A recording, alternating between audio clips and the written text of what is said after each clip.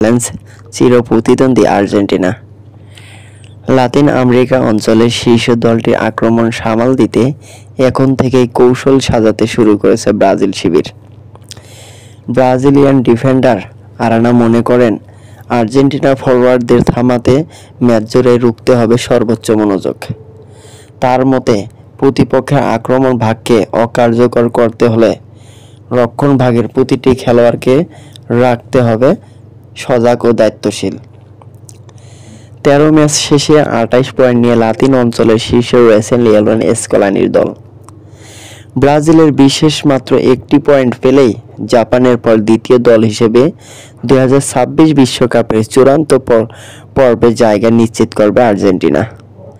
তবে বলিভিয়া যদি তাদের ম্যাচ পয়েন্ট হারায়, তাহলে মাঠে নামার আগেই বিশ্বকাপ নিশ্চিত হয়ে যাবে আলবিসেলেস্তেদের। তবে আসন্ন সুপার ক্লাসিকো ম্যাচে থাকছে না আর্জেন্টিনার 3 তারকা লিওনেল মেসি, লাউতারো মার্টিনেজ ও পাওলো দিবালা। যদিও তাদের অনুপস্থিতিতে উরুগুয়ের বিপক্ষে দুর্দান্ত গোল করে দলকে জিতিয়েছেন থিয়াগো আলমাদা। ফলে আর্জেন্টিনার আক্রমণ ভাগকে এখনও হালকা করে নেওয়ার সুযোগ নেই।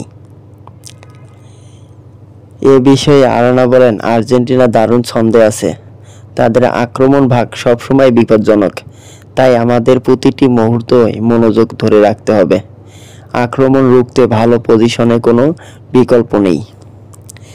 বাংলাদেশ সময় আগামী 26 মার্চ ভোর 6টায় আর্জেন্টিনার রাজধানী বুনিয়াস আয়ার্সের মুখোমুখি হবে চিরপ্রতিদ্বন্দ্বী ব্রাজিল ও আর্জেন্টিনা।